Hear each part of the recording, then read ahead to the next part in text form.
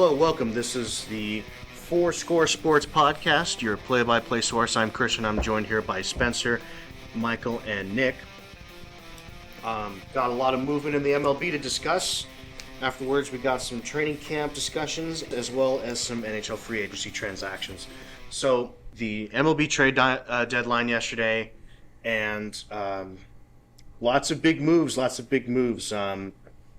think it'll be...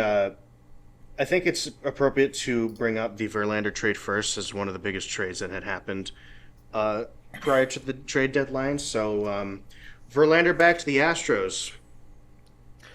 Yeah. Why would the Mets just rent him if that was going to be the end goal? Like, yeah, hindsight's 2020 and seeing him go back. So I have this thing pulled up on Twitter right now. This was an interview Max Scherzer gave after he got traded, but it's about the Mets, so I feel like it's still, applicable. He says, I talked to Billy Scherzer, told The Athletic. I was like, okay, are we reloading for 2024? He goes, no, we're not. Basically, our vision now is for 2025, 2026. 25 at the earliest, more like 26. We're going to make trades around that. So the Mets are no longer in it to win it now. They're focusing on the future. Which then begs the question, why did they go and get Scherzer and Verlander during the offseason? If you take a look at what they spent the most money in baseball, there's no doubt that they were in a win now mentality during the offseason. So picking up guys like Verlander and Scherzer, really good idea. Verlander just came off one of the best seasons he's ever had, and that says a lot considering he's a future Hall of Famer. So, it's not a bad decision, especially if pitching was your need from the year before and you're trying to fill holes to make a extremely well-rounded team. And to going into the season, they were a very well-rounded team, and that team just fell really short. And I think when you take a look at them saying, oh, we're going to load up for 2025 and 2026, you go out and get Drew Gilbert, who just got drafted from Tennessee, and Ryan Clifford, who's already a really good prospect. It makes sense that you're trying to stock up for later, and you're getting rid of the guys that are, at the end of their career that really don't have time to be sitting around waiting for the Mets to figure everything out. It makes sense for both sides on the Verlander trade, at least. Houston gets another guy to add to their already really good rotation. So here's the question I'd like to ask is just, you see players going out of the Mets organization such as Verlander, such as Scherzer, Tommy Pham, and then they bring in these other names such as, Phil Bickford, Adam Kolarek, and these other guys across the league. Is this looking more of like a retool? I think when you look at bringing in Phil Bickford and Kolarek, they're not going to help. They're not going to be the pieces that you need to win a championship, honestly, now and looking into 2025. Kolarek's 34 years old, and he's only pitched an inning for the Dodgers this season. So, I just think that they were looking to regain players they just lost a few players, and all they got in return is a bunch of prospects who aren't ready to play in the MLB yet. So picking up Bickford and Kolarek, that just helps you fill your roster, in my opinion. Doesn't really do much in terms of get you where you want to be. It's just kind of like bridging that gap a little bit. I completely agree with that, and just seeing where the Mets are headed now and what they've done to get to that position. But it's also, you look at it and you kind of question, what were they doing? Because you had Scherzer and DeGrom at one point, and you also have, Scherzer and Verlander. Yeah, granted, they are getting there in age, but you're spending all that money and getting nowhere. Like, it starts to show it's not a money issue anymore. It's got to be a coaching or front office issue. Because I have never seen a team, other than probably, do I want to say the Brooklyn Nets a few years back, or even back when they tried to make that big three in like the 2010s, and spending all that money, and then it just piddling out and like not going anywhere. And it's one of the biggest what ifs in sports is, what can these guys do? They're all I'd go as far to say Scherzer's a future Hall of Famer. Verlander, I'd go as far to say that. DeGrom's kind of up in the air. He's one of the biggest what-if stories in baseball. And you can kind of see that with other sports. You go, what if? And I just want to know what goes on in the head of these, general managers, these presidents going, let's throw $400, $500 million into the air and get these players who end up not doing anything for you.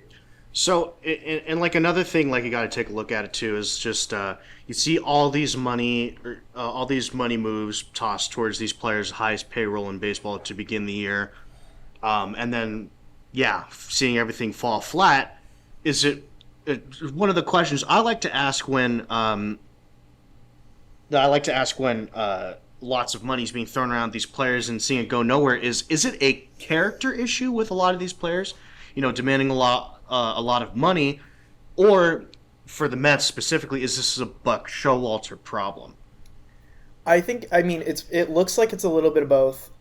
From what I'm understanding, especially in baseball has a lot of like individual performance involved. It's obviously a team sport, but there's a lot of individual performances that need to be top notch for the team to overall succeed. So, I believe that your mentality and your relationship with your team are not necessarily. I'm sorry, your relationship with your team is not necessarily as important than in other sports such as football and basketball and even hockey. Where your teammates, you have to be good with your teammates to be able to get passes, to get plays. So I think in baseball, it's a lot of your mentality and just how you approach your situation. And a lot of these players don't like to do that. They like to, complain about the situations that they're in. And then the team gets divided and you see a team that can't quite get it done because they're not all on the same page. So I think it's more important that a team is on the same page with their attitudes and mentality rather than, where they are with each other in terms of like friends and teammates and whatnot. Right. Okay. So we'll see what happens going forward with the Mets afterwards on that. Moving on, we got the Dodgers to go over, acquiring Joe Kelly and Kike Hernandez coming back to the team, as well as an attempted trade to get Rodriguez from the Detroit Tigers. Rodriguez invoking his no trade clause in his contract, and the Dodgers was one of those teams. Citing that he was happy in Detroit and cites that his family is all stationed nearby. So pretty reasonable. But this Kike Hernandez trade working out pretty well for the Dodgers. I'm super excited to have Kike back. He was such an energy in the locker room. And I felt bad that, if I remember correctly, his last season with us had no fans. Yeah, it was the 2020 season. Yeah. Exactly. So, and that season was, I would say a memorable one for, Dodgers fans. And to finally have him back on, I'd say a decent, not the best squad we've had in years, a decent Dodgers team, I think could just be a little bit of a morale thing, and I think that's great for us. As well as bringing back Joe Kelly. Now, I'm not going to lie, I don't know where he stands in the hierarchy of pitchers, but... Wait, I'm sorry, say that again. I just don't think, I don't know where he stands when you compare him to other pitchers, other starting pitchers. Kelly. Joe Kelly has a 5 ERA, almost 5 ERA right now with a 1.3 whip. So not as good as he's been, but he's definitely an improvement for that dismantled Dodgers bullpen. Exactly. The game he played the other day, I wasn't able to watch the game, but I saw there were bases loaded, and he was able to record that last strikeout to get us out of that tricky situation. So, so far it looks like he's been doing fairly well in LA, and maybe it was just needed a change of scenery to be able to get back to that. Yeah, and being familiar with LA players and staff, I think does that for certain guys. So I'm glad to see them back in blue. I was really hoping for the Dodgers to make any more bigger moves. There was speculation and rumors floating around about Nolan Arenado. Not many people really expected that one to happen, but it's a nice little fever dream to have every once in a while. Could have been, yeah. and invoking the no trade clause. I find it very interesting when players invoke no trade clauses because, yeah, there are certain teams I wouldn't want to go to if my life depended on it. That's right. But when you look at the Dodgers, I don't think they would have been that bad of a team. But, uprooting your whole family and moving to Los Angeles where, you're supposed you say you're happy in Detroit. Like, I don't blame the guy. I won't blame him at all for saying that. So, overall, I think the Dodgers could have done more. But I'm happy with what they did. Yeah. Other than get rid of Trace Thompson. Getting rid of Trace kind of hurt, but I know he wasn't Yeah, doing but too much. he had a good start to the season, but he has not been performing well. Yeah, and it's expected.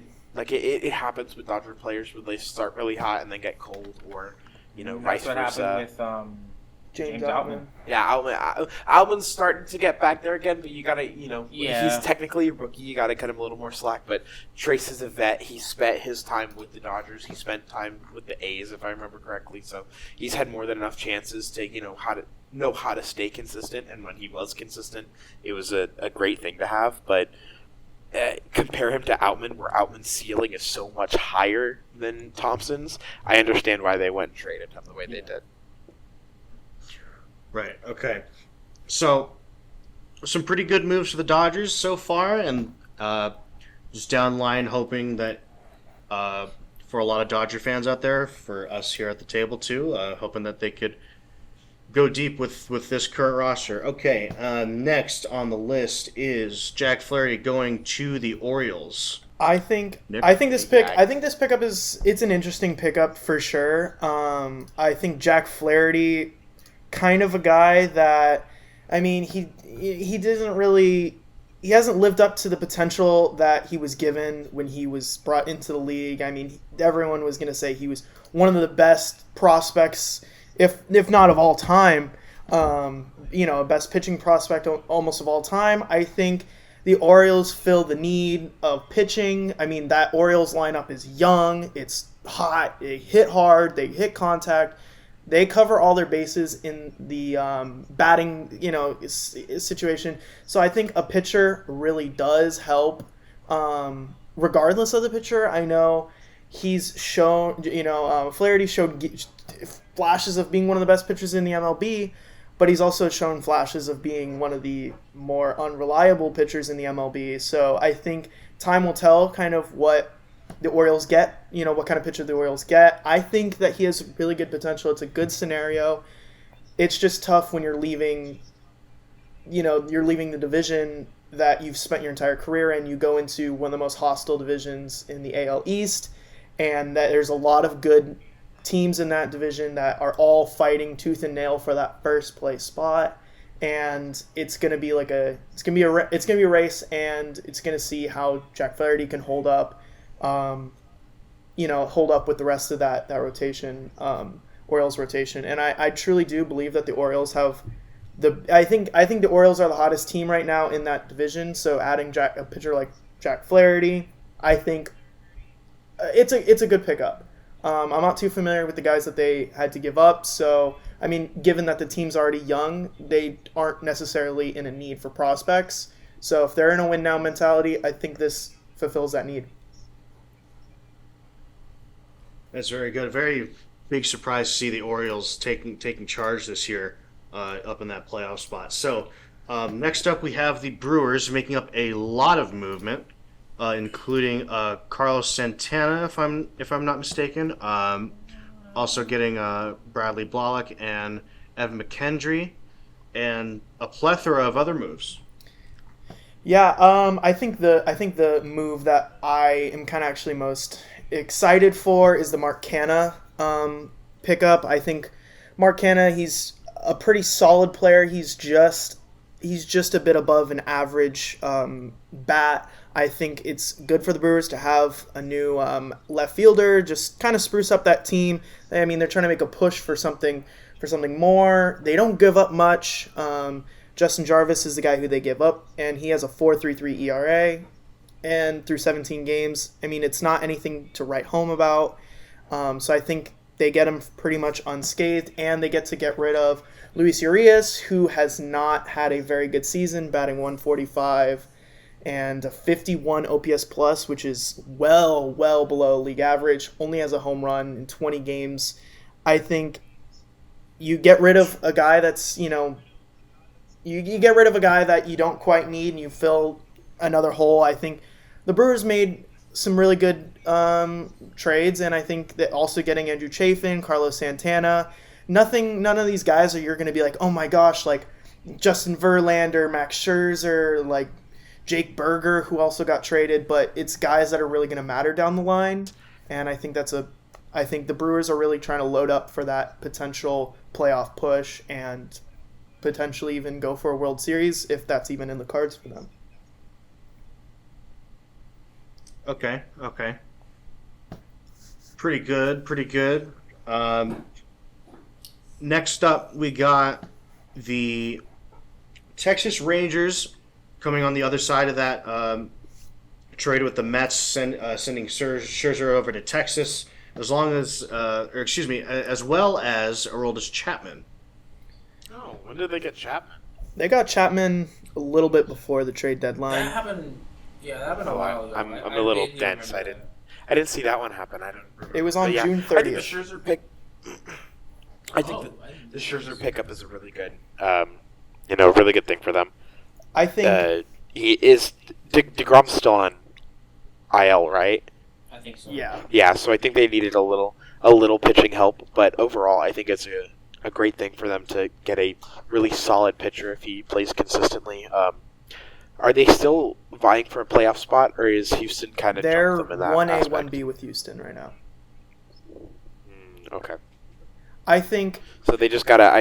I think Scherzer was the most important thing they needed. they got what they needed. They got two pitchers, Scherzer and Jordan Montgomery, to add to DeGrom when he's back, add to Nathan Eovaldi, who's pitching like a Cy Young right now.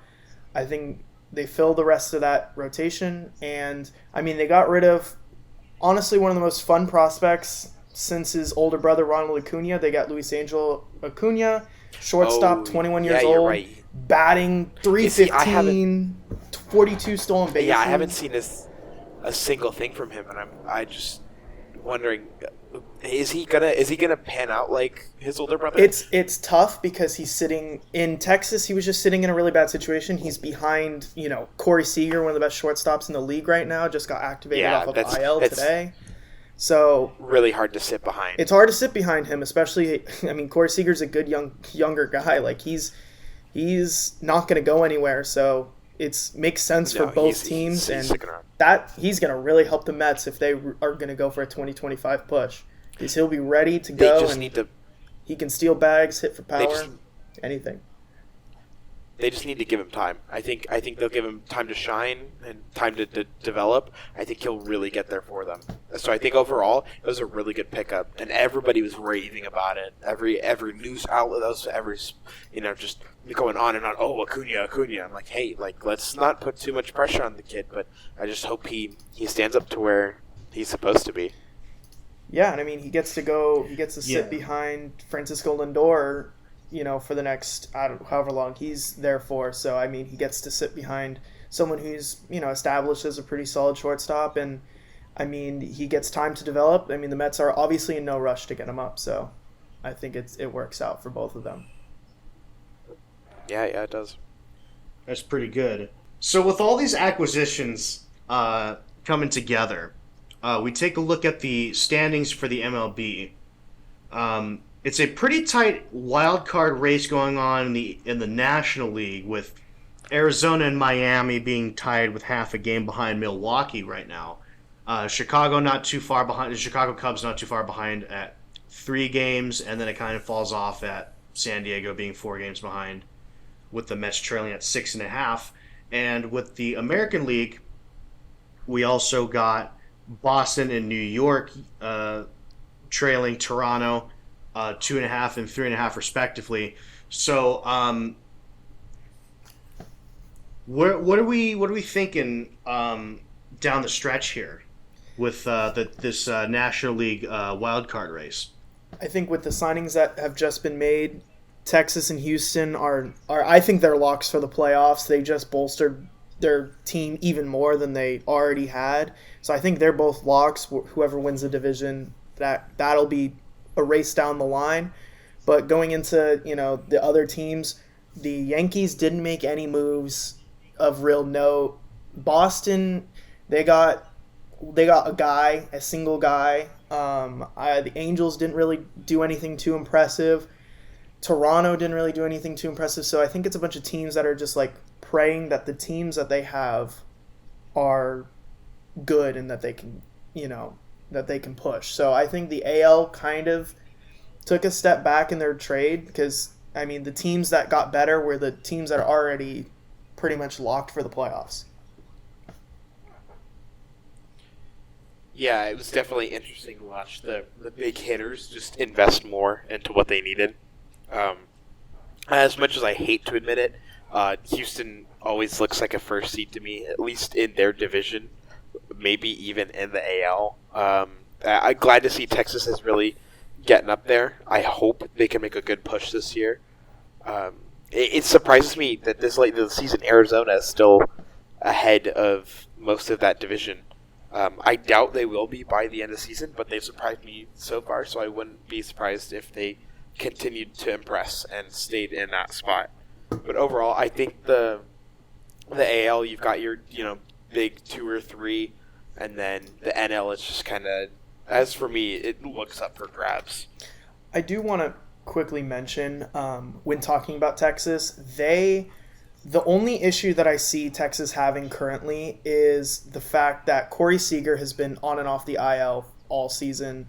Eovaldi's now on the IL, their ace.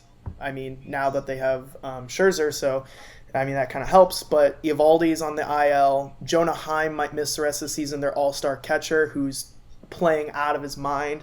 The only problem is can Texas keep up with the injuries? And Houston is as healthy as could be. Framber Valdez just threw a no-hitter last night.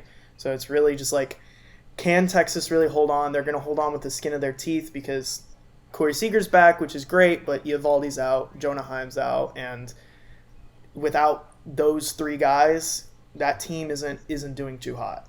So just a little thing to note when you're looking at Texas they also have DeGrom who's injured too. So all those players come back right before the playoffs.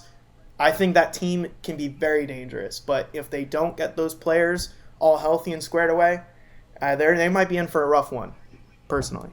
Yeah, that's very, very interesting what's going to go on down the stretch as we enter August, and then September is the last month of regular season baseball, really. So, sadly, it is time we got to keep going here. Some NFL news, going over some training camps.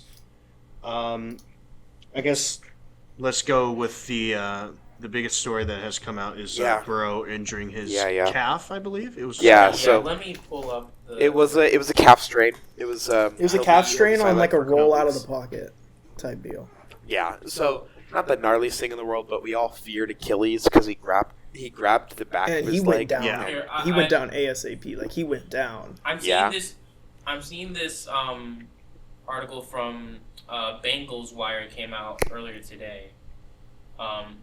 It's good news on the Burrow front. It says the good news on the Joe Burrow front just keeps coming from Cincinnati Bengals over the weekend. Certain former NFL wideout texted Burrow himself and got an answer on his status. And in the locker room to start the week, reporters saw Burrow wearing a sleeve on the injured calf and without a limp. That's good news. And now Great to hear. Bengals head coach Zach Taylor told reporters Burrow continues to go through his usual day-to-day work away from the field, according to Charlie Clifford of NBC5. So overall, really good news for Burrow. Avoiding that Achilles. As a whole, that initial several weeks that sounded scary continues to look far less important than the insider who suggested Burrow's status for Week 1 isn't a concern. Okay. So there's a slight chance he'll be on the field Week 1. I wouldn't bet on it. I wouldn't risk it, honestly. If I'm the head coach and I'm Burrow, I'd wait for him to be like healthier before. Yeah, I'd say give it to Week 2 or 3. Who's their backup? They just went to sign dude, people. Honestly, I have not thought about a quarterback on the Bengals that's not named Joe Burrow, so it's probably Carson Palmer. or like Andy Dalton. Andy Dalton, yeah. So let me look that up because I don't know. No, Andy Dalton. I don't know what their depth chart looks like. Aside from the starters, of course. Yeah, I think when they initially reported it, I was honestly fearing what everyone else kind of was fearing, that it was going to be something more like an Achilles, and that might have put him out for the season. I was scared. But I mean, seeing that it's only a strain, I think it's a good sign for the Bengals. But they're gonna make him go very slowly. They're gonna make sure it's fully healed, because that's the last thing you need mid-season, is that to re-flare up, and it might cost you some games. I honestly think, especially with his history in the past and having that ACL tear he did. So going from a torn ACL to a torn Achilles would have been just nightmare fuel for, his potential running out of the pocket. So I'm really glad it was only a calf thing, and that the Bengals can still try and keep their Super Bowl window open, because I think for that team it's still pretty far open. Their only really big threat is, I want to say, the Chiefs, and then whoever they're playing. And maybe Buffalo, but okay. But Buffalo's I want to talk about Buffalo when we do our season prediction. Yeah, Buffalo. Because I have some thoughts on Buffalo. They're good. It's just I don't know how I can deal with this inconsistency once they get into playoffs. Basically, just to summarize real quick, I'll go more in depth. But if they don't at least make it to a Super Bowl soon, I don't have faith in them. I think they just need to give Josh Allen more help. Yeah, I mean, I'll go more in depth. As much as I love Allen, he can't do it with just him and Diggs alone. He needs a good running back that you know of. Yeah. Which, funny enough, with running back contracts being an issue, good God knows you could get one. I mean, Dalvin Cook is still unsigned. Dalvin Cook is still unsigned, yeah. And they've been working with Devin Singletary for God knows how. Real quickly, though, going back to Cincinnati, I just looked it up. Their backup is Trevor Siemian. And Reed Sinnett. No, not good. Not the best, good. Not good but looks. He does have some playing experience. And I think, with a roster like what Cincinnati has, assuming Burrow's out for maybe a couple weeks, I think it'll be. It'll be fine. He can get the job done for those couple weeks. I don't know what their schedule looks like. Let me look that up real quick. Open against the Browns, Ravens, and the Rams. I'm just going to cover the first 3 weeks. Browns, Ravens, and Rams. Cincinnati has no luck against Cleveland, so I don't know about that one. Ravens, that'll be a tough one. Rams, honestly, as a Rams fan, doesn't matter who's quarterback for Cincinnati. They're winning that game. They're winning the Super Bowl rematch. Oh yeah, I think it's just the team looks better with Burrow there, obviously, and I think it's looking more solid to start this season than last season. I think if Burrow's healthy, I think they win all 3 of those games. Those are all 3 winnable games for them. So, I mean... Yeah, the only reason I have doubt over the Cleveland one is just because I don't think Burrow has yet to beat the Browns. And, I mean... So... Say what you want, again, but... anything can happen, of course. I mean, say what you want, I just think that the Bengals are the better team, so I wouldn't like put that... They are, the fact for that sure. they can't... That Burrow hasn't beaten them yet as a reason why they're going to lose. I just don't think that's a good sole reason why the Browns win that game. I agree. But I agree. Didn't they get more personally, help for that offensive line? That was such a big problem last season. So I think if they bolster that offensive line, they're looking much scarier, because that was their big problem last year, is how many times Burrow was getting sacked. Yeah. But, yeah, bottom line, Trevor Siemian's not the best, but he does have some playing experience. He's got an NFL experience, and he's a veteran, so... Yeah, which I mean, for a couple weeks, they'll be fine. Yeah, it's just like Nick Foles after the Super Bowl. Had to come in and still play while Wentz was still hurt. Not really relevant to this conversation here, but... It's really not, but Philly fans got to insert their always back in my day, always. But when you were talking about the Bills, I just kind of wanted to loop back around to that. I mean, the Bills do have help. I mean, it's not just Stephon Diggs in that wide receiver group. You still have Gabe Davis, who really showed last season how good he can be when he is given targets. They have a running back by committee. I mean, I think that running their committee's not strong. I That's mean, the issue. they just lost lost a member, but they have Latavius Murray. They have who did they have? They have Latavius Murray, K-Train. James Cook, Damian Harris. So I mean, they have a solid little group of guys, to share that ball around. But I mean, you looked at. I mean, they're not a running team anyways. They never were. I mean, Josh Allen leads the league in throws every season pretty much. That is true. He slings that rock. I mean, Dawson Knox, Cooks. I mean, not Cooks. But I feel like good Lord. I'm just thinking about it. It feels like he only tries to find Diggs. And there's no slam on Gabe Davis, because I know Gabe Davis is a good talent. It's just he shows up, he'll drop 4 touchdowns, and then he'll disappear for a whole season. And then he'll come out of nowhere and save a playoff game. So it's like the inconsistency is what kills the Bills. I agree. If you can find a consistent play style and get Josh Allen to find his other targets other than a man named Diggs, I think that team does better. And I think if that defense holds up as well as it has in the past, and Josh Allen just learns to spread the ball around a little more, and maybe just, out of not a big name, but a notable name to running back for the committee, I think that offense can really go to new heights. Well, they had Nyheim Hines, and you saw what happened to him, which is very unfortunate. It's just kind of tough because if you add Nyheim Hines to that group of Latavius Murray, Damian Harris, and James Cook, that's 4 solid running backs that you can you can rely on a few of those guys, some of them maybe not so much, but when you have 4 guys, you're really sharing that ball around. And I'm pretty sure that they were ready for Nyheim Hines to be their guy to take most of the workload. And now that they don't have him, they're going to scramble. And finding a running back in this, as long as they're willing to, put a little bit of money out, finding a running back is not going to be difficult, especially with the way that, we talked about it before, the way that the running back contracts are being handled in the NFL. They're going to get their options. They're going to get a good few options right now because of, you said Dalvin Cook is a free agent, and there's a few other guys that are kind of floating around looking for a place to go. Yeah, I want to see more of them. I like Josh Allen so much. He's my fantasy go-to. I saw so many people talking bad about him when he was first drafted, and I was like, nah, this kid's going to be good. And he's been one of the better quarterbacks of his draft class. I just want to see him push himself into an MVP conversation, into an Offensive Player of the Year, into an eventual Super Bowl champion, because the only thing that stopped him so far is the other 2 quarterbacks we almost always talk about in sports media, being Joe Burrow and Patrick Mahomes.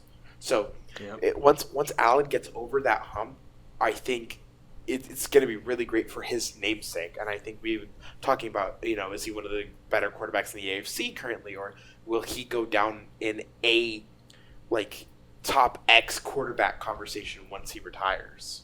I think I want to see that for him. Yeah, I do too, and I think that's just kind of what happens when you play for Buffalo. The Bills is not. Now they're more of a more popular team, but before, I just saw all over the internet people are comparing Jalen Hurts to Tyrod Taylor's Bills time, and those are very comparable stats. So I think once you play for the Bills, you kind of get overlooked. Also, mostly because you've had Tom Brady in that division for so long, so it's hard to get over the fact that you're being overlooked. Every team in that division's overlooked for that 20 years that he was there. So now that there's no Brady, you got to compete with the Jets, which is going to be a little bit tough. You got to deal with Aaron Rodgers, who's in a top 3 quarterback conversation of all time in some people's minds. So realistically, you go from one person in the GOAT conversation to another, and you're realistically like, God damn it, I can't escape this. Yeah, you can't. But You I really think can't. I think Allen has enough talent to go up against Rodgers in that facet, compared to the other quarterbacks in the last 20 years didn't have that on Brady. Tyrod Taylor by no means was a bad quarterback. He's technically a Super Bowl champion. As a backup. Yeah, as a backup, yes, but he still technically has that ring. Flacco. I'm just saying. Joe he's Flacco still- won that ring. I don't care. Tyrod Taylor's Flacco champion. won MVP. I don't care. I do not care. Tyrod Taylor's. I mean, you're also the same guy. That's like, I don't. We're not doing this. We're not doing this. I'm not having a meltdown. We're not doing the meltdowns right now. Not having it.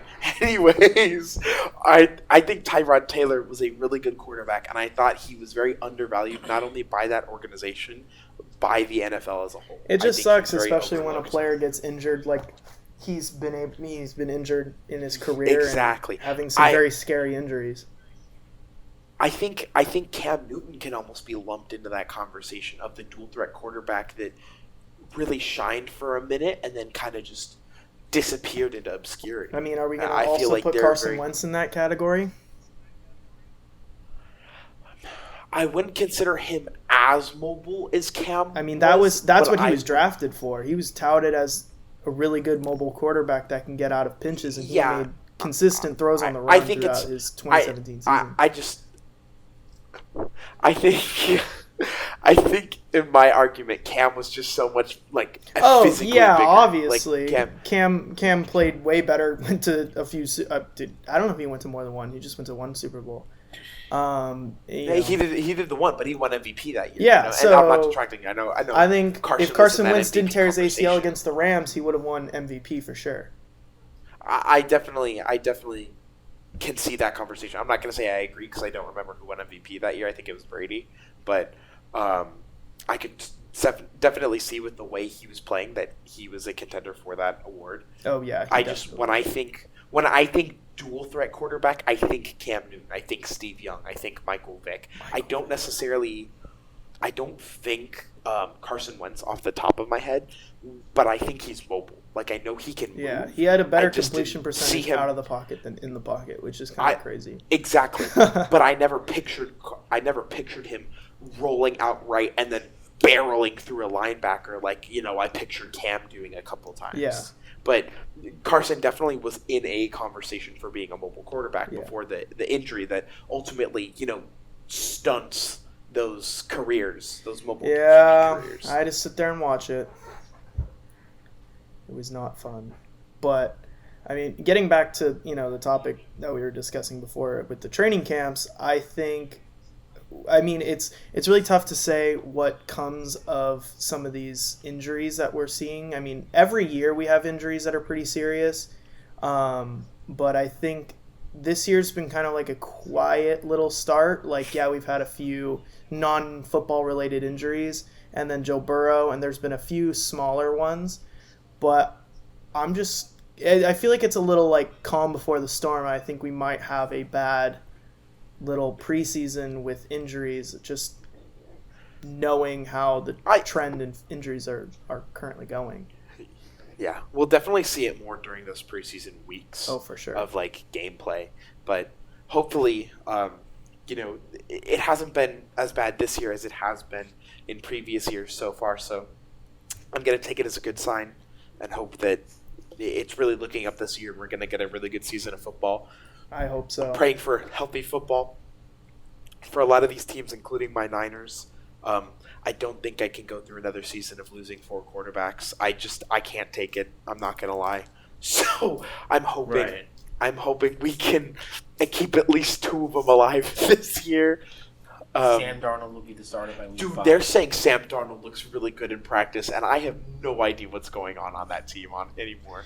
They're saying it's a 3-tier quarterback controversy, and Shanahan is talking about how good Sam Darnold is looking, and then Remember what I was saying in the group chat the other day? yeah, and it was completely false. But I'm not going to go into that right now. How was Darnold doing in New York? And if he shows up in San Fran and does well, I don't know, man. Do you understand who his coach was in New York? Do you know who his coach was? I guarantee you it was probably Rex Ryan, and I don't want to hear it. Who? Sam Darnold? Who was Sam Darnold's coach in New York when he was drafted?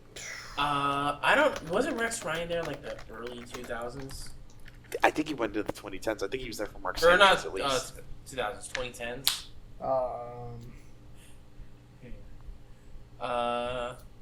Dude, Rex Ryan hasn't been a coach since 2016. Okay, and it was with Buffalo. Then tell me who. I know the head coach. Then tell me who was Adam Gase. So you're telling me one of the worst head coaches in Not NFL the whole history? time, though. Not the whole time. Oh, yeah, because he was fired. Yes, and then actually, For being bad. I forgot. Darnold ended up going to Carolina. Who was his head coach in Carolina? I don't know. What was their record? Who did he have to throw to? DJ Moore. Okay, that's one DJ person. Moore. That's it. That's about it. Yeah, so what happens when DJ Moore gets double Juan up? Rivera was probably the coach. No. No, it wasn't Ron was Rivera. gone. Matt Rule? Oh, that's right. It was Matt Rule. That was last year. Darnold got there the year before. Oh no, it was also Matt Rule. Wait, so are you telling me? Wait, what year was he there? Because Matt Rule was I think 2020. it was really... He got traded. I think it was the 2020-21 off season. Then it was the Matt 2021 Rule. off-season. Matt Rule was his head coach. Yeah, well, I'm looking at it right now. It's Matt Rule. Oh, but also Darnold got injured that season. Well, So in 2021 or 22? In 21. Yeah, 21. And that was when they got Cam Newton back. Yeah, 21 he wasn't doing too hot. But 22 he had a positive TD to INT ratio of 7-3, which isn't the greatest by any means, but he only played I want to say a couple games and had 1,100 yards and 7 touchdowns. That's not For who? awful. Is that Sam Darnold? Am I tripping? Sam Darnold on Carolina Yeah, was DJ 9 Walker. touchdowns to 13 interceptions with Well, 2,500 yards. In 22 he had 1,100 yards, 7 touchdowns, and 3 picks. He had a QBR of 92, which obviously very small sample size to be having a QBR like that. But he had in 2019 he had 3,000 yards, 19 touchdowns. Not great by any means, but it's not the worst. But if you look at his overall career, 11,000 yards, 61 touchdowns, it's not too bad for being drafted in 2018. So I just think he was thrown into really bad situations. Matt Rule had never been an NFL coach and had one of the worst first stints ever. Yeah, but do you Adam remember- Gase literally looked like he was on crack Yeah. and was fired Oh because no, Adam Gase is not good. So you can't really. But do you remember the "I'm seeing ghosts" that whole thing? That was one game, and he was probably. Do you understand how He- hard those NFL linemen hit, and when your vision blurs? Yes, but I'm just saying he just coach aside, he did not look good. I think a good quarterback would be able to perform well regardless of the coach. Interesting. I'd like to think Interesting, that I interesting, agree, but interesting. all of the good quarterbacks I can think of have had really good coaches. So It's almost I don't know if that necessarily checks out. Here's an example. But Here's an example. Aaron Rodgers won a Super Bowl with Mike McCarthy as his head coach. Mike McCarthy was Okay. a pretty good coach until just recently. I mean, he wasn't the best, but he was pretty good. The Packers were still doing pretty well until that last year McCarthy was there. Yeah, so I mean, a really Okay. solid coach who's led the Packers to how many division titles? Tom Brady went 8-9 his final year with who as head coach? Okay, let me pull up Brady's stats from last season. Who was his coach last? I don't remember. That's the point. I Now, forget granted, his name. Brady was 44, 44 or something like that. but that didn't stop him the year prior when he won the Super Bowl. No, that was the year 2 prior years was when they prior. lost to the Rams, but still had a good year. Or Okay. 2 years prior. Sorry. Brady threw for 4,694 yards last season, 25 touchdowns, 9 interceptions. His QBR was 90.7, so not.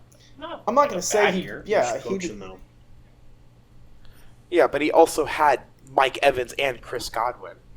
Injured Chris Godwin. So, when did Godwin get Todd injured? Bowles. Todd Bowles is the head coach. So, what has Todd Bowles done? Because I'm 90% sure he's been on a Super Bowl team before. I might be wrong. I think he was a coordinator when the Bucs won it. Yeah. Okay. So I'm talking even earlier than that. He's coached the Jets. Yeah, so He's been a coach on the Yeah, Jets, he was not the coach of the Jets. the Jet. No, he was the Jets head coach from 2015 to 2018. Oh, okay. Cardinals defensive coordinator from 2013 to 2014. Eagles interim defensive coordinator and secondary coach in 2012. Bad season. He's made his rounds. He was the Eagles secondary coach in 2012. But yeah, Tampa Bay defensive coordinator the year that they won the Super Bowl. Or here's a better one. Baker Mayfield. When Baker Mayfield was drafted and played those games, who was his head coach? And how bad were the Browns? Freddie Kitchens. Yeah, bad. So when they went to Stefanski, they got way better. Dude, Baker actually looked like a comeback player of the year candidate. Dude, I will defend Baker for until the end of time, because I just think Baker has just not had a good card dealt.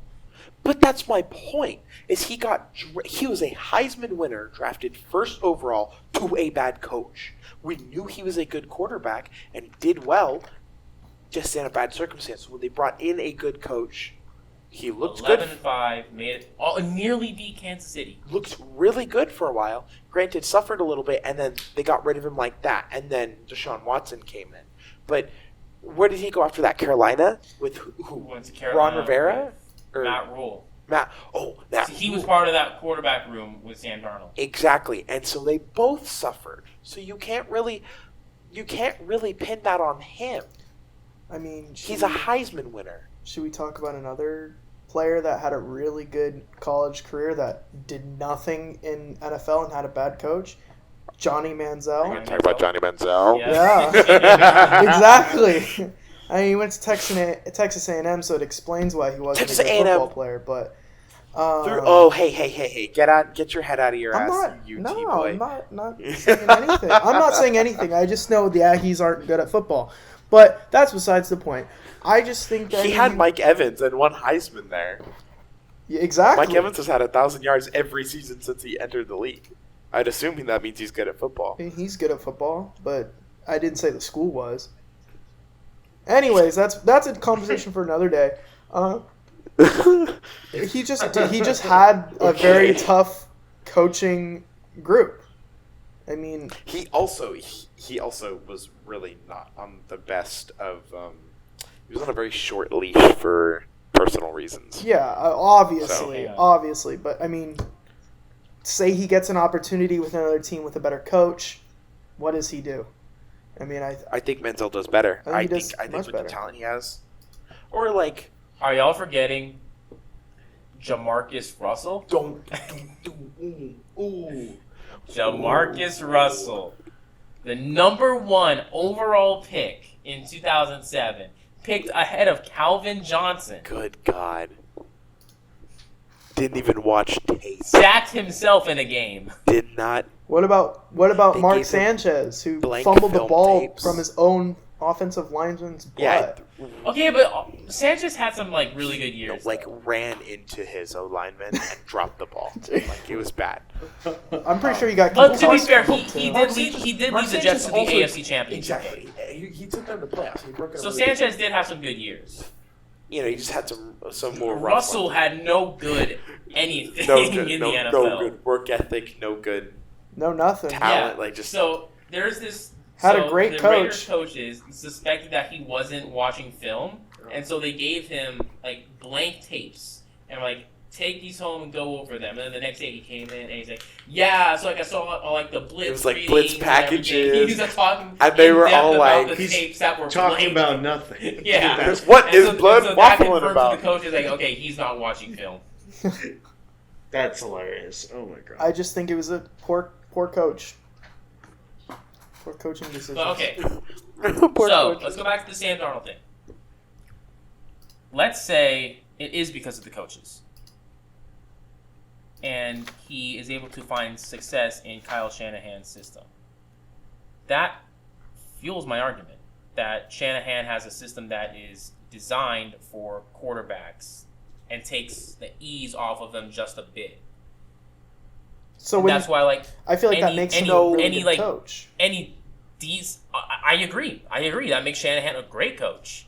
I've never said Shanahan's not a good coach.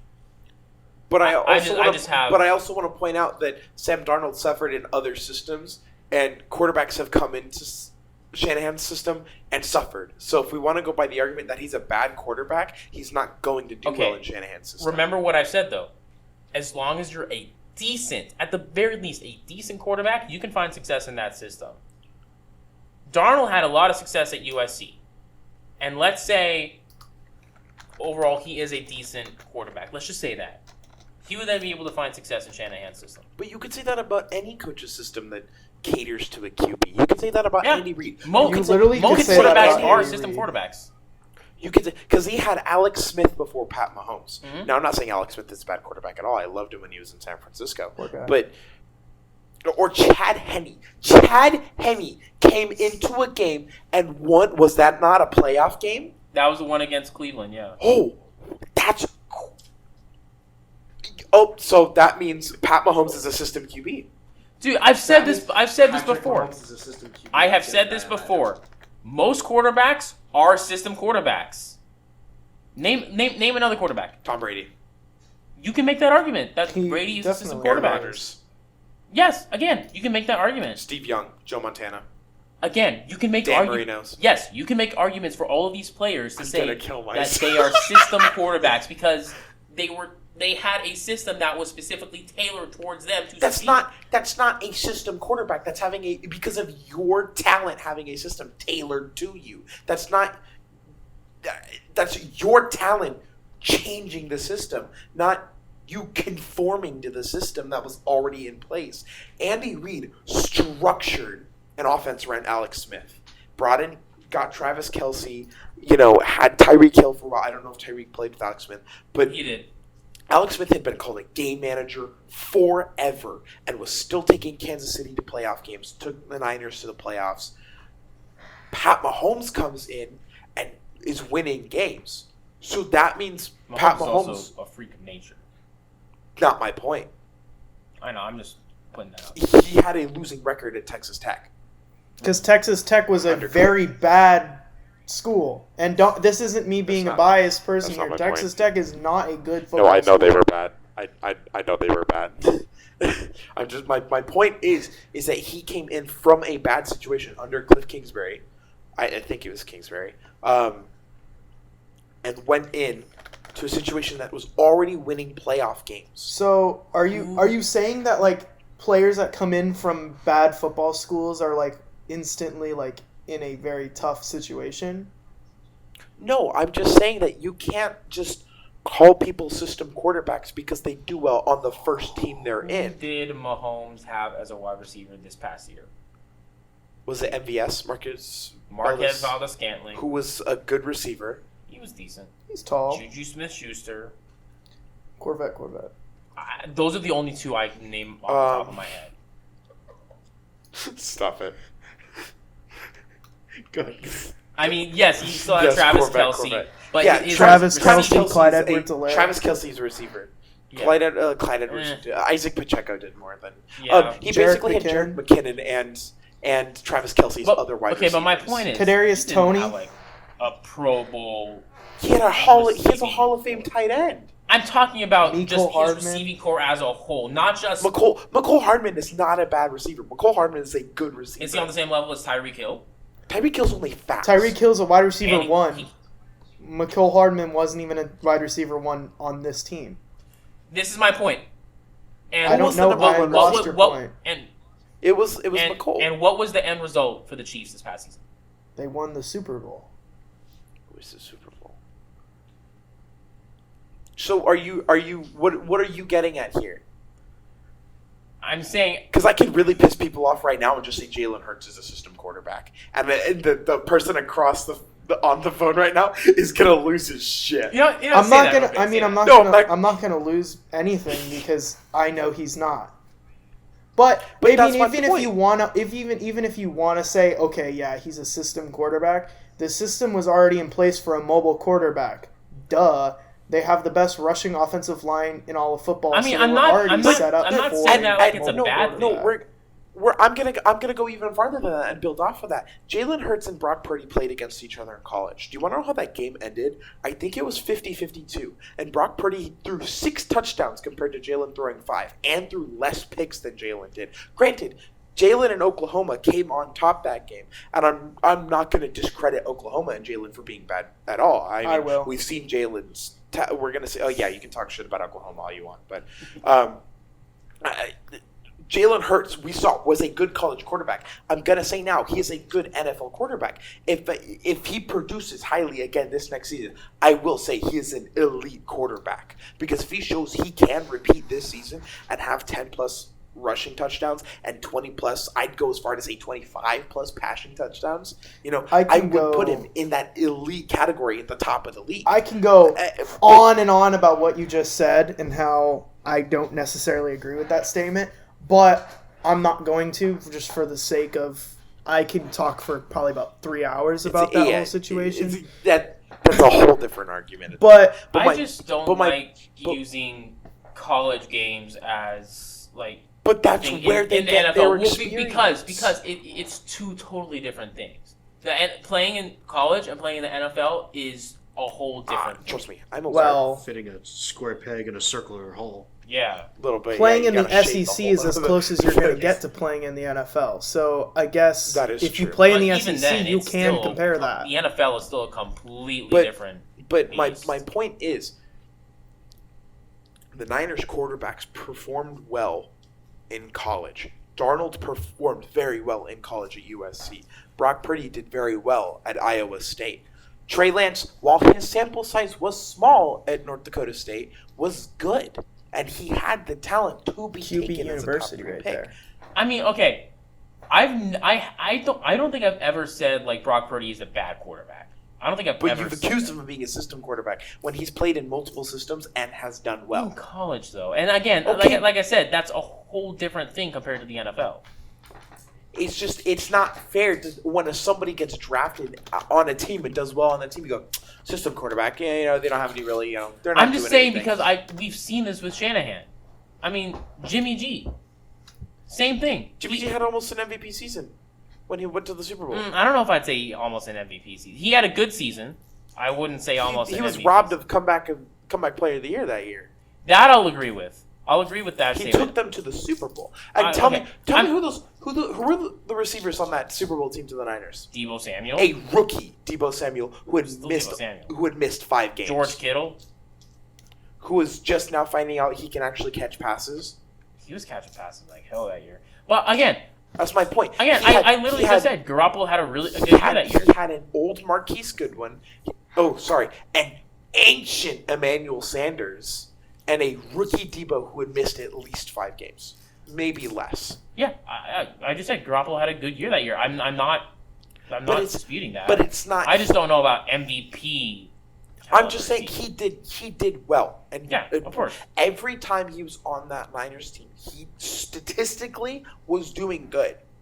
Like, you look at it, I never looked at him and went, "We're never winning another game." He had a 5-game win streak when he came onto the team with garbage receivers. Do you know who those receivers were in 2017 when he came onto the team? Pierre Garcon, Marquise Goodwin, Trent Taylor, a rookie Trent Taylor, and a rookie George Kittle. Those guys weren't like awful. Where's Trent Taylor now? I don't know. He's a wide receiver 4 on the Bengals, if not cut. Okay. Pierre Garcon's retired. I think Marquise is still bouncing around the league. Those guys aren't, like I said, they're not like awful, like the worst of the worst. They're decent. It's just like you can't just keep calling guys up. It's the system, because he did well with Belichick. The couple games he played, That's he did also well with. Bill Belichick. Oh, so now we're discrediting it because he did well in another system because No. he's just another good coach? No, but I mean, Similar system. again, I'm saying you can make this argument for almost any quarterback. Almost any quarterback. You can Then who's not a system quarterback? who's not a system. That's a good question. Because by yours, I could stretch it to literally any quarterback being a system quarterback. Yes, you could. Like every single one of them. You could 100% do that. That does not make any sense. Like Matthew Stafford, I'll come out and say system quarterback. Jared Goff, system quarterback. These are guys that I grew up watching and liking. System quarterbacks. Jared Goff especially. Now Jared Goff's a good quarterback. I think we should move on. Jared Goff is 100% a system quarterback. How? In what way is he not? I'm not gonna say that he's not. I just it's hard to. It's just hard to look at both of the situations he was in and not look at. I mean, there's a lot of key similarities to the way that the teams work, and I just think once you're molded as a player in the NFL, it's hard to change the system that you're in, no matter what player you are. It's just like asking Patrick Mahomes to go from a quarterback, a mobile running quarterback, to a pocket game manager. It's hard to change. So I don't know if it's fair to say that he's a system quarterback just because that's what he's been built on. And coaches change the system to fit the quarterbacks all the time. Like, Jimmy G wasn't a mobile quarterback by any means. So you saw it in his play style, and you saw it in the play calls. As soon as we drafted Trey, and as soon as you saw Trey playing in the play calls, oh my God, I have never seen a Niners offense run as many RPOs or QB options or QB powers ran. They knew Trey could run, and they abused the shit out of it. That's why he broke his ankle, was because he was running a literal power through the guards, and it almost ruined his career. I think he's going to be fine now, but you can't say they're a system quarterback when the system is changed for them. Shanahan changed his offense for Trey. Wouldn't that and then make him a system quarterback because he's benefiting off of that system that was then built for him? No. That means they had to change. If you come in, it doesn't. Hang on. Do we have different definitions of a system quarterback? What's your definition of a system quarterback? His questions seem pretty straightforward. It doesn't make sense. Because, so you're saying Shanahan then built a system that was specifically tailored for Trey Lance. Wouldn't that then make him a system quarterback because he's benefiting off of this system? No, that because was then him? because then Jimmy and Purdy came back and then they were fine. So then why is it? Because they also had systems that were tailored towards them. So I'm just kind of confused. Are you saying that because a quarterback has a system that's been changed for them and for their play style, that makes them a system quarterback? Is that what you're saying? Yes, because they're benefiting. So how is that a quarterback's fault? So how is that a If quarterback's fault? I'm not saying it's the not his quarterback's fault. fault. But Well, I mean, I'm you're not making saying- it I'm- seem but- like it's okay. a knock on a quarterback. When Every Okay, time hang on, you use hang the on, term hang on. system quarterback, It's not a bad thing. I'm not saying being a system quarterback is a bad thing.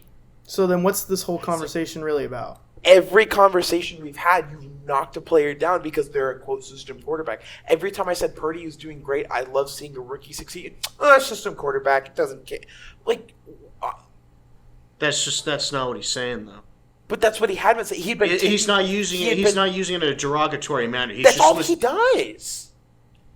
Just pointing out facts. I've definitely heard wait, him no, try every to time- knock no, no, players no. down for that. No, you've done it every time I try and bring up a player and say they're playing great. You go, yeah, it's just the system. I mean, but it also kind of is the system, though. It's like saying Wayne Gretzky was a based off of the system he was in. It's like saying Okay, hold on a minute. I was about to say, you know more about that than I do. no. Okay, but what? Just back to I don't know if that's a good comparison. What he was trying to do was when you were listing off quarterbacks, right? He says system. He's not saying that's a bad thing. I mean, If it's not a bad term, then are you saying it's a good term? And if not, then why even bring it up? I'm saying it's just a term. Then why I think even it's bring just it a up? term Why is that that something can you note when you use talk for about a almost players? any quarterback. Okay, then why is that something you know if all players are going to have a system built around them or join a new it's like system? saying it's like saying you do not hear it for any other position. You've never heard a system wide receiver. You have never heard of a system running back. I can name system running backs. Derrick Henry, Christian McCaffrey are on opposite sides of the spectrum, but they're both system running backs because of their systems based off of them. I would agree with that. So But you don't. I'm hear just- it- I'm you just never kinda hear confused about at them. the whole You point just of hear, this You hear talk about conversation. how good they are. He's trying to if Darnold does well, he's going to put it on Shanahan. If he doesn't do well, he's going to put it on Darnold. That's how it usually goes. At the end of the day, the quarterback still needs to be able to like read defenses and be able to throw the ball well. At the end of the day, the quarterback needs to do that. If they can't do that, then it doesn't matter what system they're put in. It doesn't matter what players are put with. They're gonna fail. If they can't accurately read a defense, if they can't throw a ball well, they can't do that. Purdy can do those things. I'm not knocking him for that. He can 100% do that. And yeah, he has a system that was then tailored to him. Every other time we talked about it, I said, but Purdy just doesn't. You're like, well, if he knows how to throw a check down, he's fine. I'm like, but they do more than just check downs. Check downs aren't the end all be all for a Shanahan offense. It is a big part of it. Then learn how to cover receivers. If you can't cover a 5-yard slant or a 5-yard curl, you're running a shitty defense. Yes. And that was most of the league. Most of the league could not cover us. I mean, also, I remember talking about this last season. A lot of the Niners' opponents last year were like sub 500 teams in the regular season. 5 of them made playoffs. One of them was Washington. I don't like the whole Washington beat the Eagles. Coming from who then went to the Super Bowl. Calm down. Divisional. I can get into a whole thing about divisional games. Coming from someone who has been thrown around opponent win percentage for the past like full year pretty much. That's all I've heard. You can't. I just hate when people are like, "Oh, your opponent's win percentage is this. Your opponents were really bad last year, but they're all of a sudden doing better this year, but they're still a bad team only when it's convenient for me to say so." Because a lot of people will take the teams that you will say are bad and say that they're good teams in any other context than talking about their game against the 49ers or the Eagles or the Cowboys or whoever. So if anyone understands that, it's me, and it's not fair to other teams because they don't choose their schedule. They don't get to pick who they play. They just play the games that they're told to play. And if that's going to be a knock against a team, a knock against a player, then it's just not fair. It's really not. And it doesn't really show competent football conversation skills. Exactly. It's just you can't go, well, the Eagles almost lost to the Colts, so they're a shit team. I'm like, yeah, well, that's not how that works because the Eagles ended up going to the Super Bowl. The Niners aren't a bad team because they decided to beat almost every opponent they had. Like, realistically, the Niners only lost to a couple teams, and one of them was, albeit really bad, because it was to Kansas City, but the other ones were just weird little mishaps. Yeah, I mean, I'm not going to knock you off of that Kansas City. It's not fair to use win percentage when they're given this, as Nick said. I mean, I'm not like implying that the Niners like pick and chose who they wanted to play. Of course not. That's stupid. I'm just saying, like, because that whole NFC East, almost all of them went to playoffs. 3 out of the 4 of them made playoffs. Last season? Yes. Eagles, Cowboys, Giants, that's and right. That's right. So you had 3 out of 4 teams. Of course, their win percentage is going to be down. Oh, that's right. The Giants. Of course, their win percentage. And then you played Seattle. Oh, you played Seattle twice. No. Seattle is a good. Okay, and we played Tampa Bay, who supposedly had the greatest quarterback of all time. Like, we can't do anything about that. Let's just. I'm not saying that like y'all. Again, I'm not saying that y'all like pick and chose who you wanted your opponents to be. Yeah, but it's just frustrating when the. Wait, hang on. You remember where it is? The object is moved from, well, they're good because their opponents are only doing bad this year, or he's only performing well because it's a system and it's not his talent. Like, these guys can play, and it shouldn't be discredited to them because they have a good coach. I never want to hear somebody slander Jalen Hurts because, he's just got Sirianni, or, Pat Mahomes only does well because of Andy Reid. I don't know why I was blanking on him. Or, because then you still have good quarterbacks, and you, like Herbert. Like, Herbert's got, I don't know what's going on with his coaching staff, but he still performs well. Granted, he has good pieces, but he doesn't have the greatest coaching staff because they obviously don't know how to hold a lead against Jacksonville. Yeah. So you can't. But I feel like Justin Herbert plays into my thing of the thing I said earlier.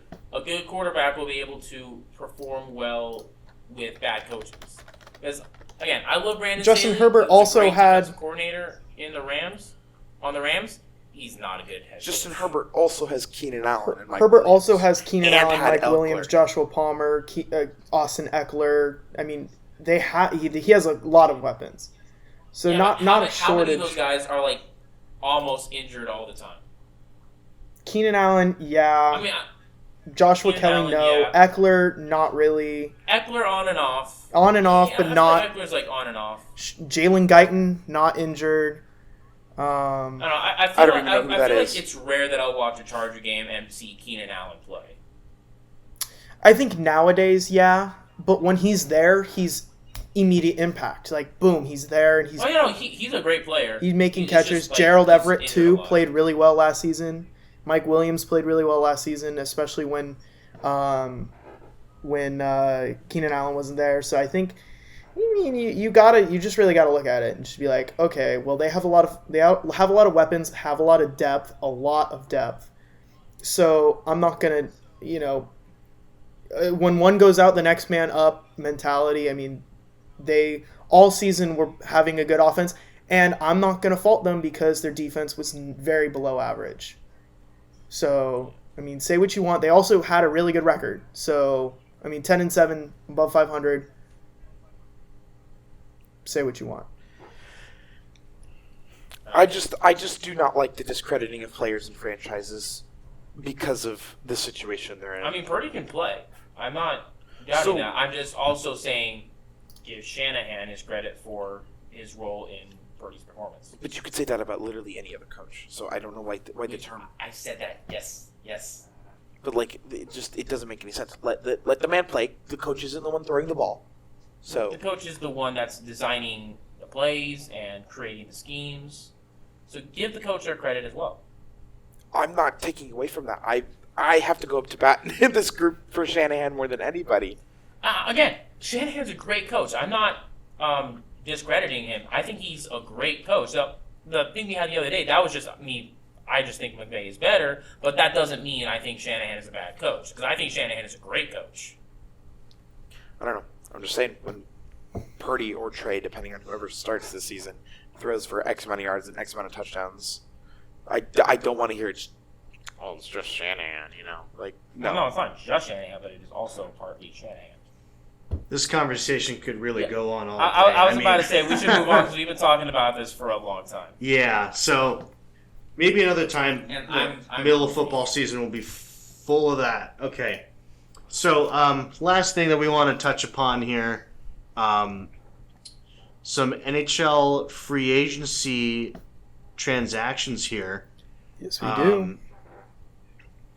We got the big one that has happened a couple days ago was Tarasenko. It has signed with the Ottawa Senators for a 1x5. So, I mean, like, I gotta turn over to my partner here, Nick. I mean, like, you see this Ottawa top six, right? Yeah. You see DeBrincat going out, Tarasenko in. Yeah. Does Tarasenko make it a more attractive place to play for Ottawa, or? I mean, I think DeBrincat. What else, you bring right? in DeBrincat, and DeBrincat brings that skill, but he's not necessarily that guy that's like. I mean, his name was thrown around so much during the whole time he was there, so it made Ottawa more. It kind of put Ottawa back on the map as a place to play, because for so long they were getting overlooked as just like, oh, it's just not a great situation, and I don't really know if I want to play for them. Waste moments of my career when I can play for other, even Canadian teams that are better than Ottawa. But now you look at the team that they're building. I mean, they're building around young players. They're building it around seasoned veterans that know the game inside and out. I think Tarasenko makes it more appealing. I think overall Tarasenko makes it more appealing for many players to want to maybe include that in thoughts when they're deciding wherever they go for free agency. But it being a 1-year deal makes it hard because it's like, is he committing or is he just testing it and seeing how it goes?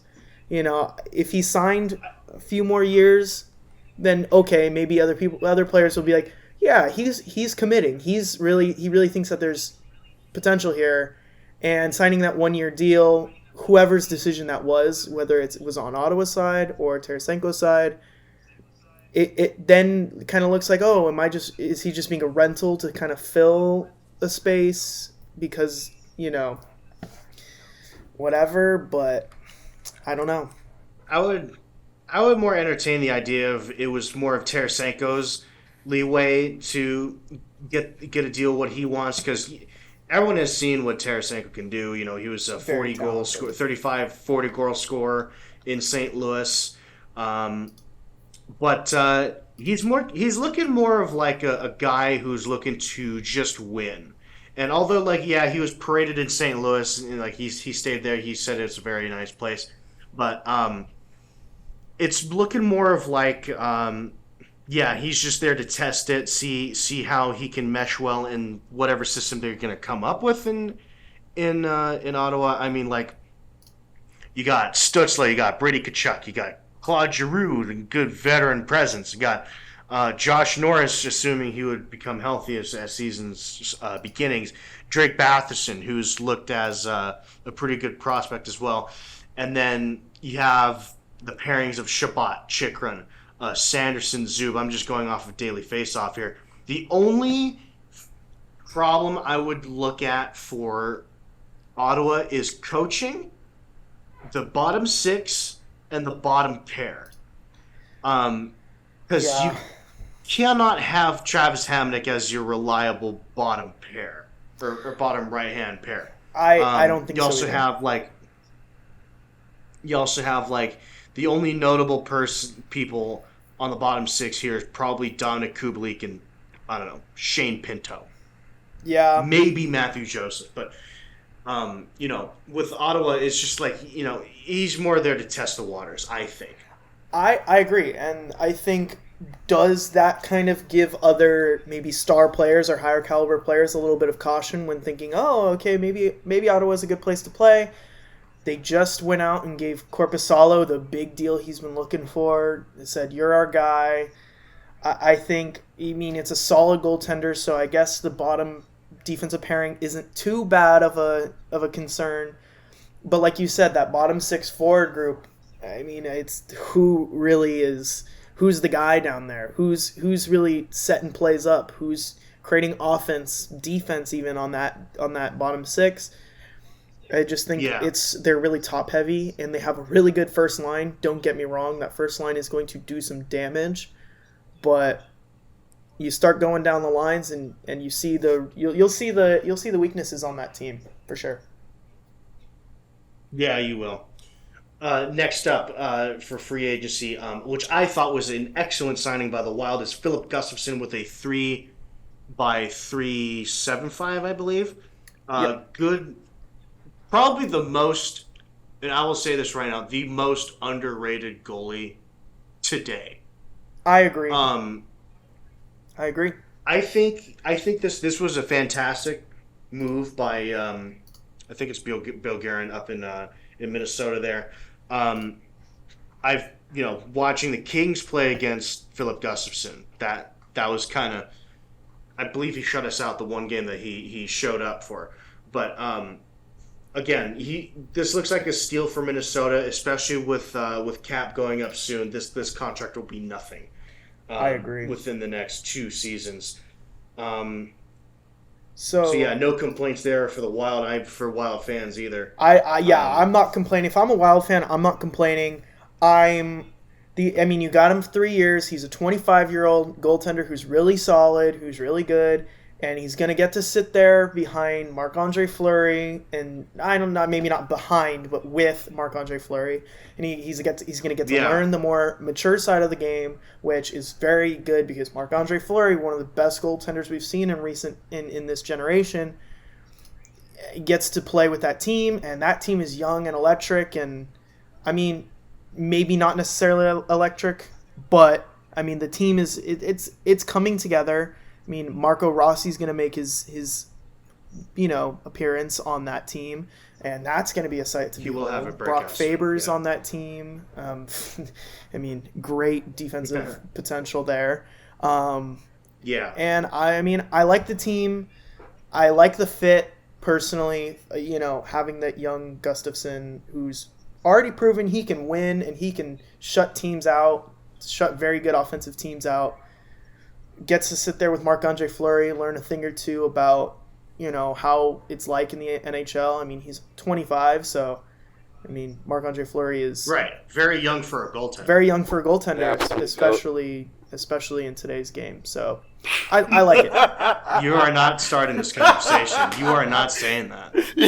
You're not saying that in front of me. Oh, that death stare was good. I was so not ready for that. I missed something. What happened? They're talking about Marc-Andre Fleury, and that's all I heard, and I went, the GOAT goaltender. And he's staring absolute daggers. Menacingly. Daggers I at heavily, me. at least professionally right now, heavily disagree.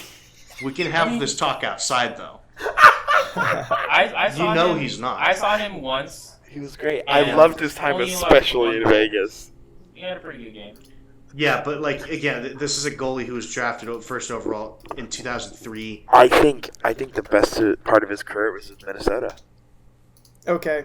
You're talking who's out of gonna your kick ass. us off? I mean, to be fair, that was who he was with when I saw him. The Kings still won that game. It was a I'm 1-0 so win for dying the Kings. tonight, aren't I? But All right, just go watch some You- old Shut Pittsburgh up. film, please, and then we can Watch- readdress this. we can readdress this the moment you see him in the playoffs. Oh, okay. Hang on. Can I bring That's up that true. one video from the Vegas Montreal? Yes, please do, because you need to change this man's mind immediately. Yeah. I will not. remember that play His so name vividly. sounds like So Because we have Fleury. Nick and I about to prey on the uneducated right here, which is you. It's just so easy. I'm when you educated set to yourself know up. how- Look here, Marc-Andre Fleury, he Hall of Fame goalie. Yeah. I could Yeah. I could Hall of Fame argue goalie. I'm just I could gonna argue laps Take around a that video one. of this and send it to you. He Three-time is Cup he winner? A goat? No. MAF is not a goat. No, I'm not calling him a goat. I'm saying he's one of the best, but he's not a goat. His name sounds like McFlurry. That's Okay, why Spence, he I likes just- it. He's the GOAT. You're Spencer. fat. You're just fat. I can't Spence, I believe just sent this. you the video. I can't believe this. God. Anyways, moving on. You're fat. Moving on. Oh my Because, God, I'm almost we in can talk about tears. Marc-Andre Fleury being the Spence, goat. look at the video I just sent you. Whatnot. Who are you talking to? I'm kidding. Oh my God, I'm getting dunked on. That was fucking- Okay. That was fun. Back to the topic at hand. Yeah. Philip Gustafson with Marc-Andre Fleury as a mentor is fantastic. Is fantastic. Great That's- situation so- for him. Okay, yeah, you're seeing that clip, right? You're seeing him with that clip in Montreal, I'll right? admit that clip's bad. That Okay. was what Western But Conference Finals? everybody makes mistakes. You don't make that mistake. You don't make that mistake. Spence, Vegas Western lost Can that I, series. can I tag this down as an M? Can I tag this down All as three an of us M? have an M today, just so you know it, right? Okay? Yeah, that's a one-way ticket to a meltdown. Oh my God! Spence, you know Vegas lost that series, right? And that was a crucial moment in that conference final. That series was tied 1-1. Vegas was up 2-1 at the time. That game was tied because of that. I I bel- sat there watching it on TV. I I believe- saw that whole thing. I believe Montreal won in overtime too, I'm in didn't they? tears. What Oh my game God, was it? that's That so was funny. game 3. I mean, there was 155 left in the third. I think Montreal that was may the have one won they won that in OT. game. Well, maybe. I don't remember the results of that game, but it's possible. But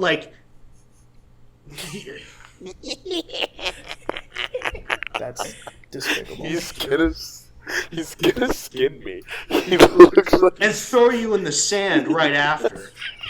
Oof. But no. oh my God! Other than that,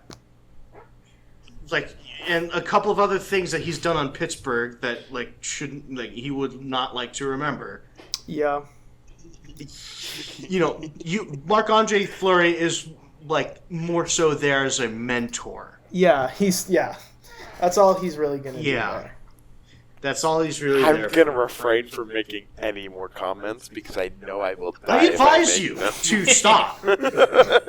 We have a few more signings to go over really quick before. We have a couple more. We have a couple more. A couple big and couple important signings.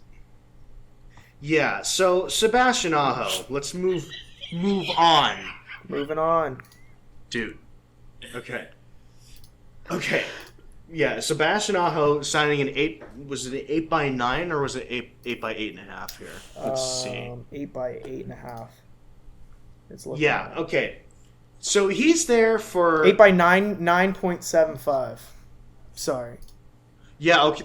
Big money for Big that guy. money. And I think he deserves it. You do He not? deserved it. Or you do think he deserved it? He does for what he does in Carolina, he deserves it. Okay. 8.5. What was it? What was the contract again? I'm sorry. It was 9.75. Okay, maybe a little overpay, but not. But I think he's it's only a little 26. overpaid. a little overpaid. But if you could go to the cap friendly website on the Hurricanes, Yeah, I mean, I've been there. this UFA situation is kind of crazy. Yeah. I mean, you have Teuvo Teravainen coming off a contract next year. You got Jordan Martinook, their assistant captain, coming off of a contract. You got Seth Jarvis becoming an RFA. I guess Brendan Lemieux's on this team. I don't remember that happening. But Brady Shea. you also have Brett Pesce. Brady Shea, Pesce, Tony D'Angelo as well. And just like it's just He like should as be a, out of the as league. a as a tough guy. Well, I mean, they have him with Brandon Lemieux, so That's a lot of toughness it's a lot for of that toughness. team. Will it get them to the Cup? No. I think they have. Well, here's what I'll say. The next 2 years here, let's assume that Teravainen gets re-signed, right? Okay. Teravainen resigns. I don't know. Let's just say it's a bridge deal, like 2x6, whatever. If they don't get it done within the next 2 years, I think the Canes are on a decline, and maybe Rod Brind'Amour isn't the coach to do it. Like, people are going to start looking at Rod Brind'Amour and be like, "You're kind of the guy. You're kind of like one of the best coaches in the league. You can't get this team get going." Yeah, So- I think personally, Rob Brind'Amour's problem here is it's not. I don't think he's a bad coach at all. I think he's a really good coach, really good in the regular season. I think it's mostly the team. When I was watching them and they lost, the team just felt so uninspired. The defense was not there. I mean, it's a solid defensive group. It's really solid. And I don't think, I mean, I look at them and I'm like, okay, there's no way you guys are letting 7 goals up in a playoff game. I just don't think that's how that's going to go. No way. You just You don't have do Frederick that. Anderson now. I mean, like, I don't know. I think their window is closing very fast, not for Rob Brind'Amour, but for the players. And these players' careers are going to be tainted, especially with the fact that all of these players are coming off of are having contracts that are expiring. They need to make decisions.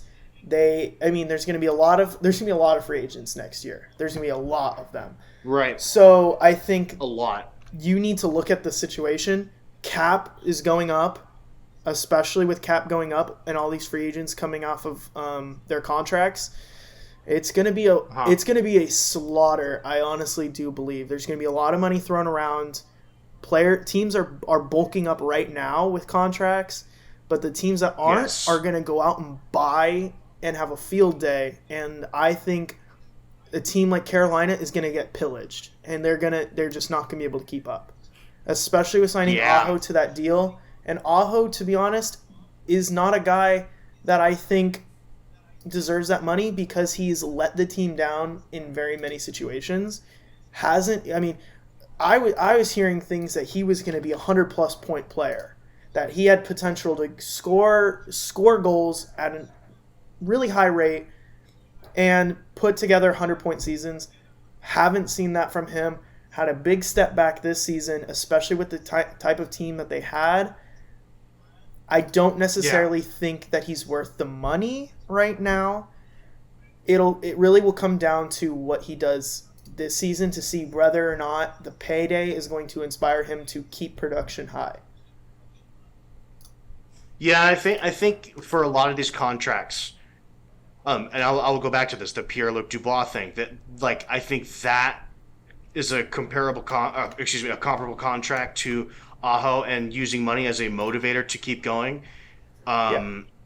With Aho though, I think they're really banking off of I'm not going to say he's inconsistent, but more rather of perform under the lights and really show up here when it comes to the playoffs, because they can get to round 3 no problem, but when it comes to round 3, for some reason everyone's brains in Carolina just turns off. But they really do.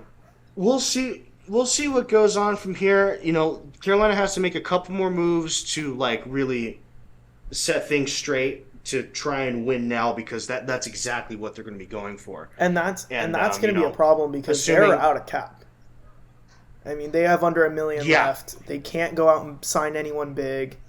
So the real question is, a couple of these guys. What do you do? Do you trade some of these guys? Do you say sorry and cut them and let them loose? What do you do? I think that is totally what's going to happen here, and Carolina's just on the cusp of that, and they're going to have to let go a lot of these players to make a somewhat of good splash to really help stabilize whatever they're going for in the playoffs here, because you just got to get past that third round, and although getting to the third round is a big accomplishment, but you don't want to turn into the Leafs of the third round, because that's what it's starting to look like. And a lot of that is going to come off this next couple of years here, and Don Waddell's got to have to sort something out. So we'll see what goes on with that. We really will. The signing from today, as of today, August 2nd, Troy Terry, 7x7. What was the fun part before all this was that Troy Terry wanted $8 million while the team wanted to sign him for $4.5. Personally, I think Troy Terry's not worth $8 million. Nor do I. And I will say this right now. I am holding back all of my bias here. Troy Terry is not $8 million worth. $7 million coming up on more money in the next offseason for all teams, assuming that it jumps by $4 million at least.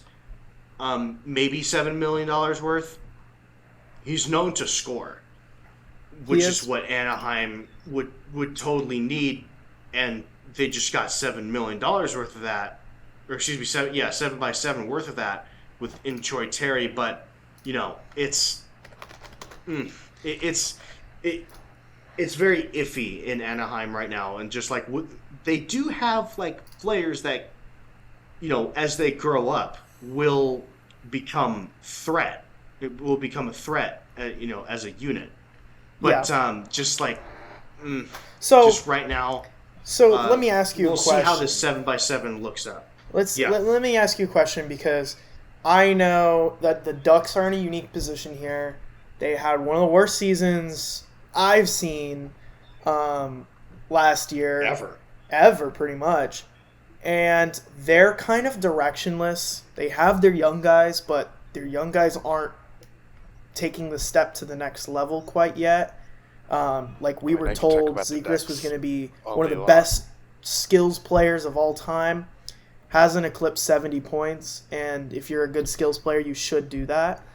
So let's just put a little hypothetical in. Okay, you are the Ducks GM, or you are someone in that front office for the Ducks, you have over $20 million in cap space left.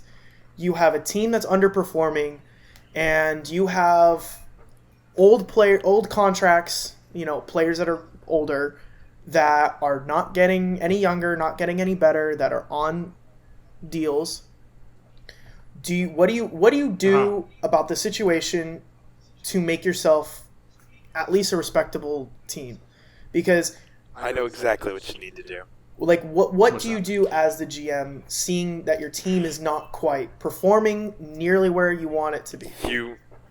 Nick, you're going to want to listen to this one. You're going to take it down, okay? You take all of your money. You give it to Zegras. Like I just said, you have Zegras who can't get 70 points, who's supposed to be a skills guy, can't even score 30 goals. So, okay, you know what? I don't think Dude, okay. that's wise right now. And I know a meltdown is a brewing, but I'm just gonna talk over that. Nick, hang on 1 minute. Nuclear. This is nuclear. This is Fukushima. We're gonna die. Zegras still needs a contract. Before I sling, Dude, I'm watching Oppenheimer right now. Before I sling every derogatory term in the book I've got the screwdriver under the demon core right now. Before I say anything harsh about Zegras, okay? Like, this is just for my own sake. You can't do that. Okay? Like, Zegras, yes, he is notably a good player. Okay? Only for offense, though. Yeah. He is awful when it comes to his own end. And, you can't... If you are Pat Verbeek, okay, you do not sign... No, you can't sign Zegras $20 million. A 1 by 20, okay? You know how awful of an idea that is. Okay, let's focus on the actual question here. Good God. Yeah, because I asked a You need legitimate to- question. Yeah, he asked a legitimate question. I was waiting so long to bait that. I was just waiting on it. I was sitting on it. I was Oh waiting my for God. you. Okay. To answer the question legitimately, you want to look like a respectable team, you make a splash, you go for one of the big free agents out here. You're looking at... God, I'm assuming Taves is not going to play again. Yeah. Do you want to go for Patrick Kane? If Kane wants to come to Anaheim, okay, fine. Realistically, I don't think he'd want to. Patrick Kane, probably not. That's totally based off of, what the UFA wants. I mean, here, let me browse his UFAs here. Yeah. You Kane, got Dumba, you Bailey, need- Tatar. Yeah, no, if Pat Verbeek has to overpay here, Okay, so follow-up question. How much do you give Zegras and Drysdale? Who need contracts right now?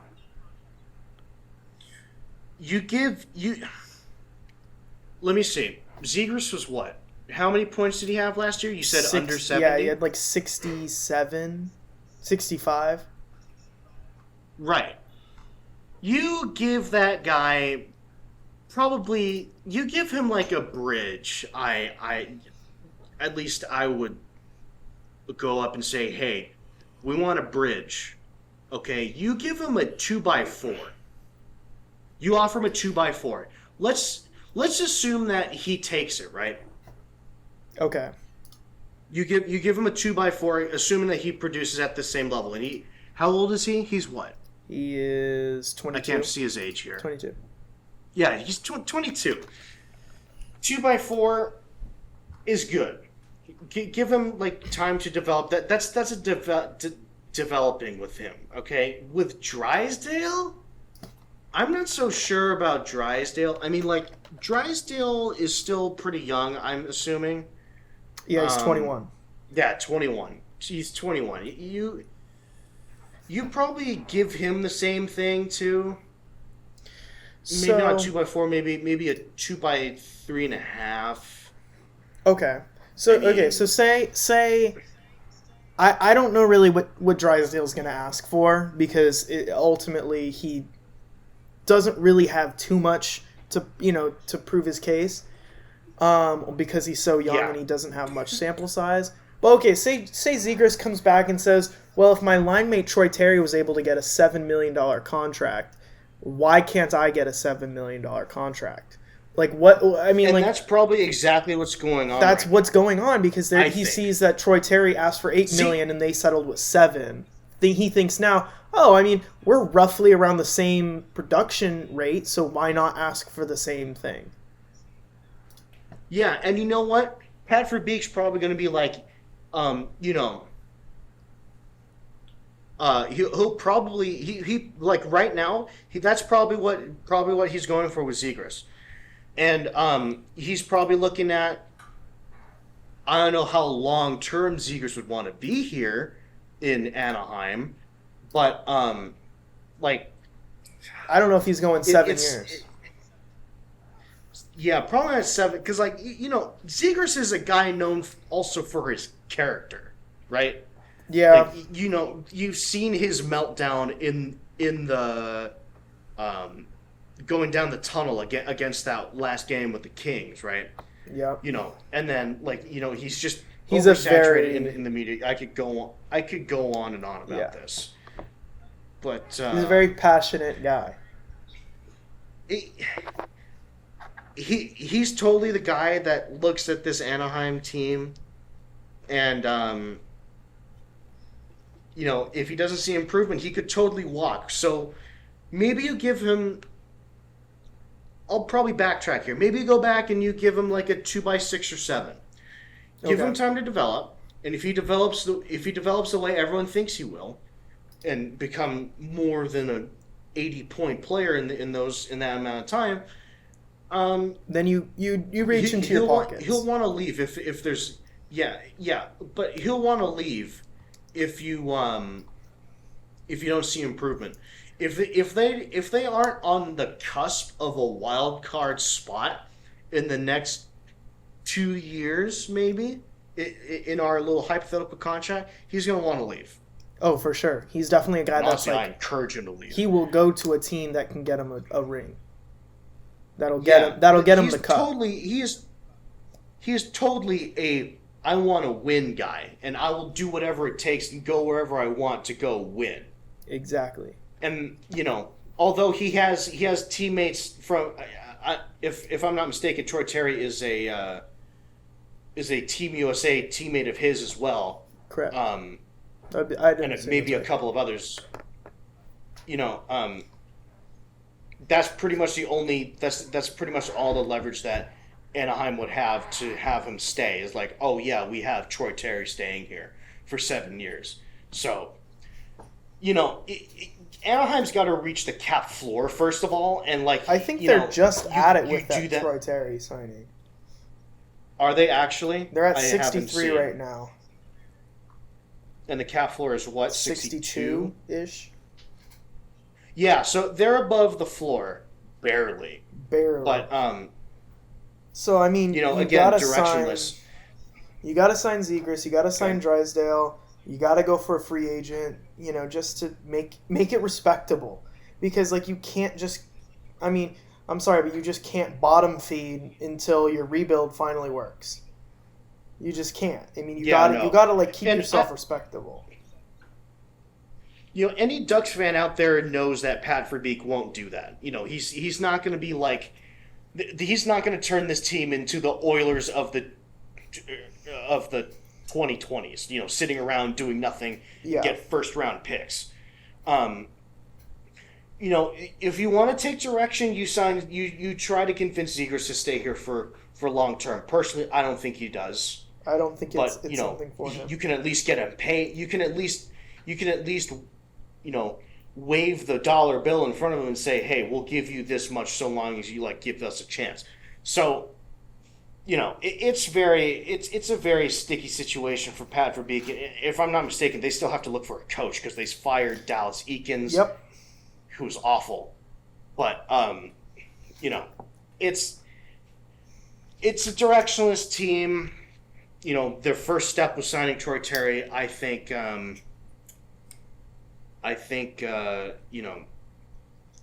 with you put Zegras up front first before Drysdale, and with Drysdale, really, I don't think he's expendable for what he can do. But no, I don't think so either. Only time will tell. Really, it's just. I think give it 2, maybe 3 years, and then Zegras will probably be somewhere else if the Ducks don't get any better. That's a solid. I mean, it totally makes sense given that he's a very passionate player who is. I mean, nobody's doubting the fact that he's a talented player, and also someone who's passionate who wants to win. And I honestly think he's fiending for a big market. He's just like, I want to be in the spotlight. I want to be. He gets on the NHL Instagram page and ESPN and all these different places so often for his highlight plays. Just think of what would happen if he was on Toronto, if he was on Boston, if he was on Pittsburgh. That's a cursed thought. Right. But think about bigger markets. Bigger markets. Could he succeed there? Who knows? He needs to prove it in Anaheim first. And that's my piece on that. Yeah. Okay, well, I think that just about wraps it up. Yeah. Very entertaining episode today towards the end with the football. Yeah, man. And your goof. My goof? Yeah, You mean my correct opinions? System quarterback. We're not doing this. No, we're not doing this. I'm hungry. I want to go eat. Me too. This is the Four Score Sports Podcast, your play-by-play source. Again, I'm Christian. This is Spencer, Michael, and Nick. And that wraps it up for us today. We'll see you next week. Thank you.